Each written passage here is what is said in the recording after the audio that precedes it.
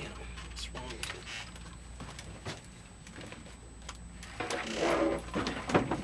it? Ow! Fuck, man. Bro, you Yeah, life. one quarter button too. You know, that's kind of annoying. That's why is this happening to me? I've been hit 3 times in the past We're 10 minutes. We're gonna make some bloopers out of this. Fuck. Just got hit in the leg. Alright, so welcome to the Entrepreneurship Podcast Mindset, where I just got hit by the board. And he's still trying to figure out how to put the headphones on. But I'm just going to get started. So who are you, JP? And where are you from? Hey, how's it going? Sorry about that. But who am I? My name is Jonathan Parker. I'm originally from Pontiac, Michigan. I'm the youngest of 4. Who am I? I am a businessman, and I'm someone that likes to just help people unlock their minds. I wear so many different hats as an entrepreneur, but I'm a lifelong learner. What else? Sometimes I do a little training on the side for kids out here with any sports, volleyball, football training. But yeah, I'm just. I feel like I'm just a walking businessman, just ready for business whenever. Wherever you go. Yeah, wherever I go or encounter with people. Stuff. Now, Yeah. my question to you is, who or what is the biggest, influence? Who or what had the biggest influence on you growing up to become an entrepreneur?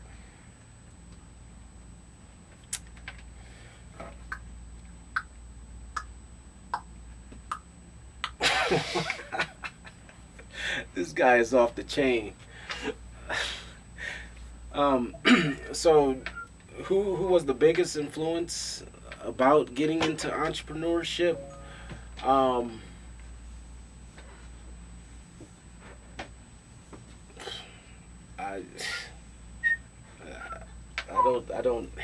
have influencers from reading books, like a John Maxwell leadership. Tell us about the book. But no, you know what? Robert Kiyosaki. Okay. Rich Dad Poor Dad. Classic book all of us have read. Yes.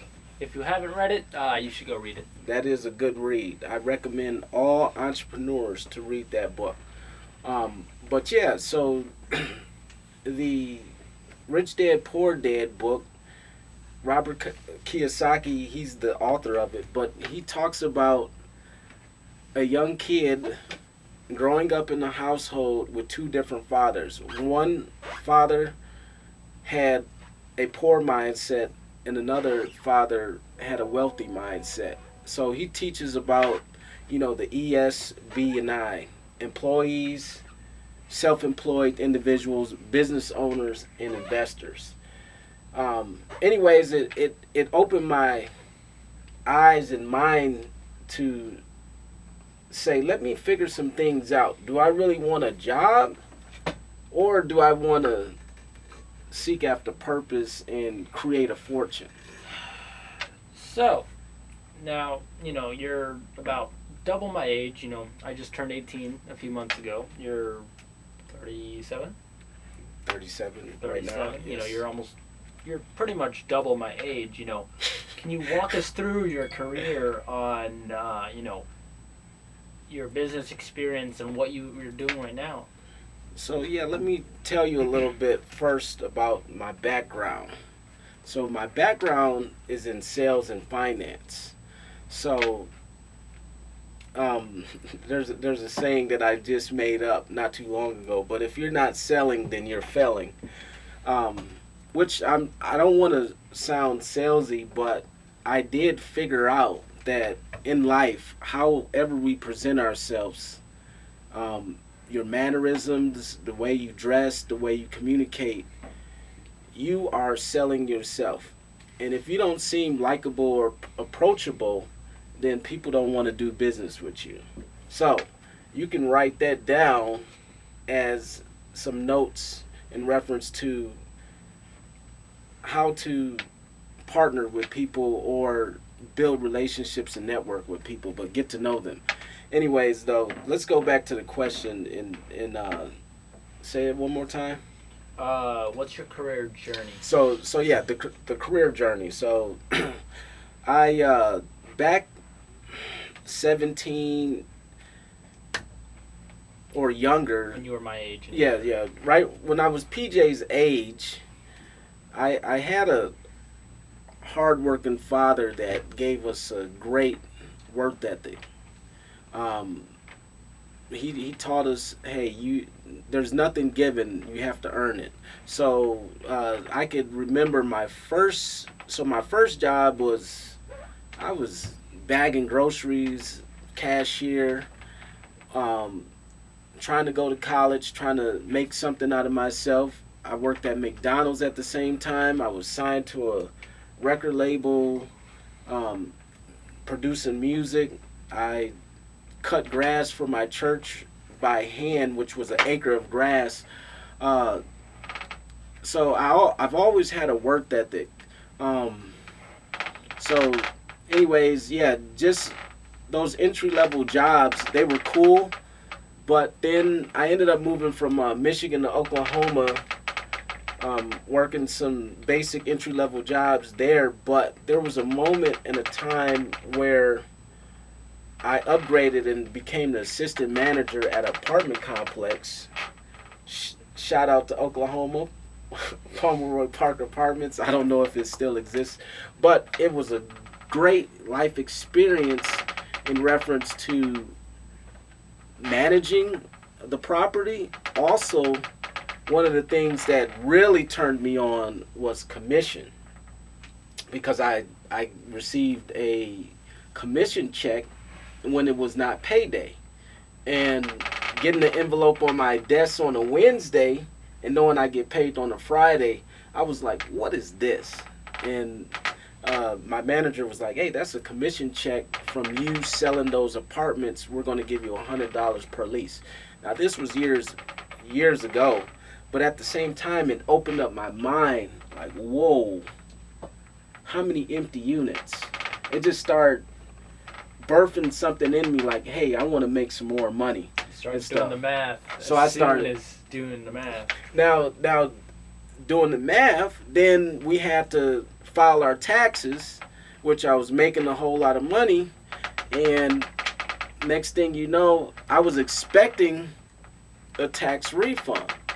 But when I got my taxes done by the gentleman, he just said, hey, you might not want to make so much money because Uncle Sam is going to take it all. And that didn't sit well with my spirit. So that got me into wanting to know more about taxes. And so I've been in the tax world for a little over a decade. So that's a little bit about my journey. Now, if you had unlimited time and unlimited money, what would you build? My goodness, that's a great question, because this talks to some of my passions and some of the things that I really loved back in the day, and made a big difference in my life. Like 3 things. 1 was football. 2 was music. 3 was reading books, which the funny thing about reading books, every master was once a disaster. I used to stutter a lot. I had a lot of issues with comprehension because I fell out of a 2-story building, hit my head. But let's keep it on point as far as answering the question. If time and money wasn't an issue, what would I be doing, or what would I build? I would definitely want to build a studio to help and teach musicians how to produce music. That's one thing. Another thing would be having a gym or a facility where we can train kids and teach them about health and wellness. And then another part of this big building, we would teach about business and help these kids identify their strengths so they could live their purpose and make their dreams come reality. That's a nice dream. Now, I'd like to actually tell you something, and the viewers. So we actually created, me and one of my co-founders, we created something called Young Network. It's Okay. for founders under 25. I mean, we have kids as young as 12, and our oldest in the group is 70. So, we're all over the place, but the main, ideal customer is people from, 15 to 25. And right there, we teach them, we don't teach them exactly, but we allow them to collaborate with, already active businesses. We give them a sponsorship list. We have a list with 5,000 5,000 companies with their emails and numbers to talk to the sponsorship team. They can get that kind of list, and you can start getting money. We're actually, actually doing a little promo right now. I'll have the link down in the bottom, but for $500 for a startup, or if you're having an idea, we're giving away a $500 grant with no equity attached to it for free, as long as you sign up to our platform and join the link. So that's interesting that you have the youngpreneur entrepreneur mindset. Now, for the young entrepreneurs, something that I would tell them is to focus on building a strong foundation. Learn the basics of financial literacy, understanding taxes, and building good habits early. Surround yourself with mentors who challenge your thinking and never shy away from asking questions. But I'm sure that that network and community that you're building is definitely a great way to help the young entrepreneurs thrive in their endeavors. So if you could do pineapples back to, if you could throw pineapples back to your 17-year-old self, what would you say? Is that what you'd say? Is that what you'd say to any kid, or is that for yourself specifically? Well, I would don't negate small beginnings. So, because you're young, and one of my sayings is every master was once a disaster, spend the time and energy into what you want to do in life. Find a mentor that's really great in that industry and emulate them, or do a, what do you call it? An internship. Read a lot of books about your industry, but partnerships is a great way of accelerating yourself into business. Partnering with people just like me and PJ are doing the Entrepreneur Mindset podcast. But so yeah, that's what I would tell my younger self. Put your time and energy in what you want to do. Get a mentor. Don't be afraid to fail. Learn from your mistakes and seek after partnerships.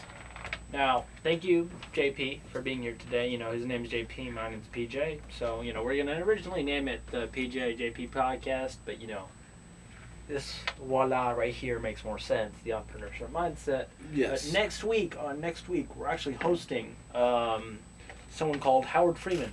He's actually a powerhouse kind of guest, He's also an entrepreneur. He's a speaker. He's also an investor who's helps companies scale companies and events across the country. He's actually raised $250 million for nonprofits and for VC and for-profit companies. So, if you guys want to check out him, come see us next week. You want to add anything? Yeah. Please subscribe to this channel. And also, if you are in need of any tax strategies or tax help, how do you get a hold of me?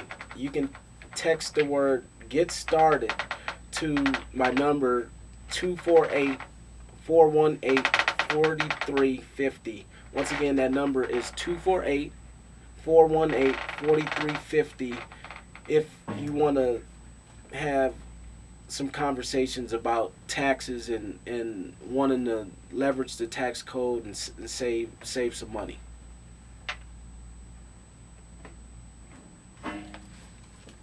Cool. Lovely stuff. Yeah, that was cool. That was cool. You are clumsy than a motherfucker right now.